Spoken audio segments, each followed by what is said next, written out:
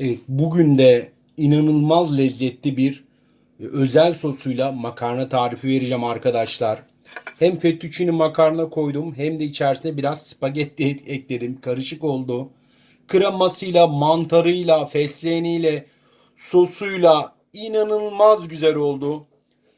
Mutlaka denemenizi tavsiye ediyorum. Videoyu beğenmeyi, yorum yazmayı ve yukarıdan da beni takip etmeyi unutmayın. Harika bu lezzete. Hazır mısınız arkadaşlar? Şöyle de bir bakın. Of, mükemmel. Güzelliği görüyor musunuz arkadaşlar?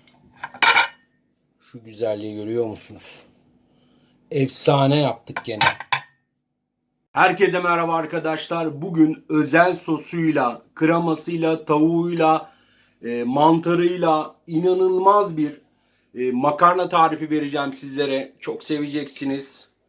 Şöyle de göstermek istiyorum, bakın. İnanılmaz. Bismillahirrahmanirrahim.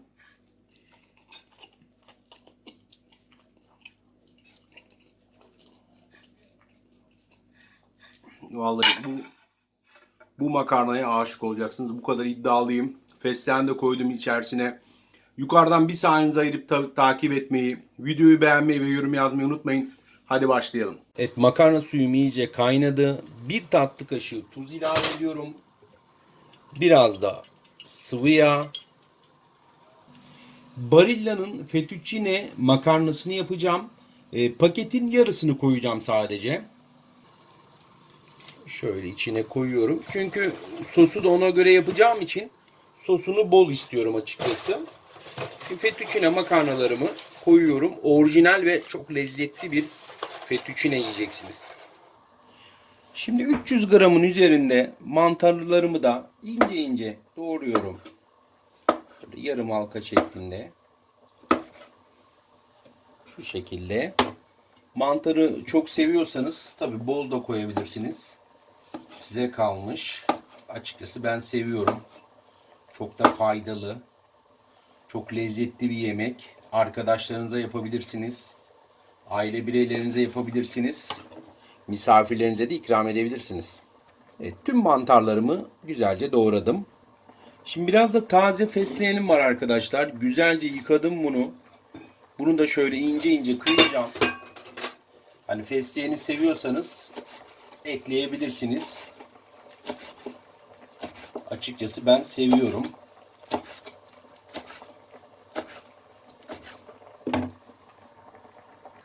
Şimdi makarnamın sosunu da yapacağım arkadaşlar. 3 yemek kaşığı tereyağımı ilave ediyorum. Ocak biraz kalabalık. Bir yandan çayımı demliyorum çünkü. Bu yüzden kusura bakmayın. 3 yemek kaşığı tereyağı, 1 yemek kaşığı kadar da sıvı yağ ilave ediyorum. Şimdi tavuk budu aldım arkadaşlar. Tavuk budunun da yaklaşık bir 400 gram kadar içerisine ilave ediyorum. Bunu yüksek ateşte kavuracağım. 400 gram kadar tavuk budumu yüksek ateşte arkadaşlar güzelce soteliyorum. Bu arada jülyen olarak doğrattım tavuk butlarımı.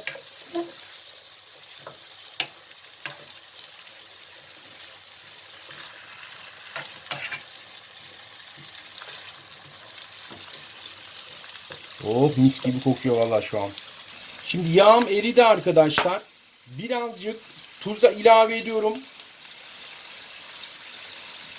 Biraz da karabiber ilave edeceğim tavuğumun üzerine. Sotelemeden önce mutlaka karabiber ve tuz atın üzerine ve karıştırın. Bu şekilde çok daha güzel tatlı olacak çünkü. Şimdi tavuklarım sotelendikten sonra mantarlarımı da koyuyorum. Yine yüksek ateşte mantarlarımı da soteliyorum arkadaşlar. Biraz sotelendikten sonra bir çay kaşığı kadar daha tuz ilave ediyorum.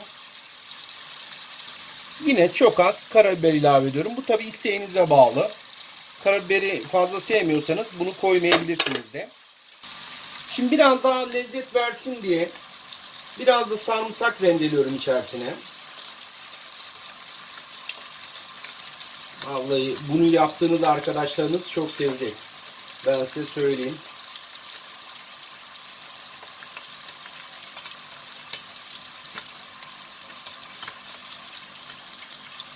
İki ya da 3 diş yeterli. Şimdi bir paketle süt kreması ilave ediyorum.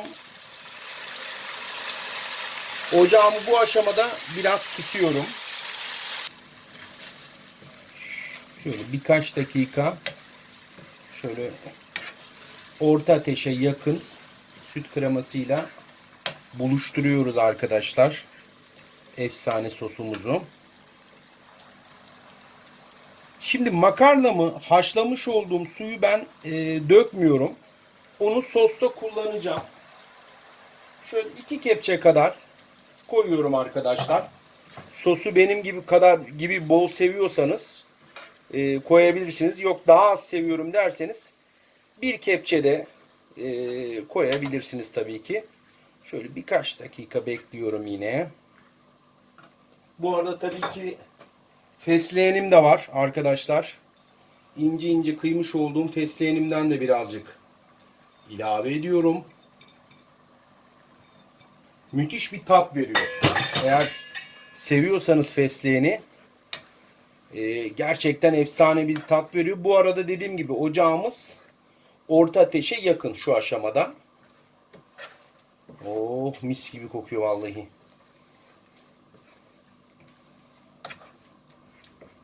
Şimdi makarnamı da ilave ediyorum.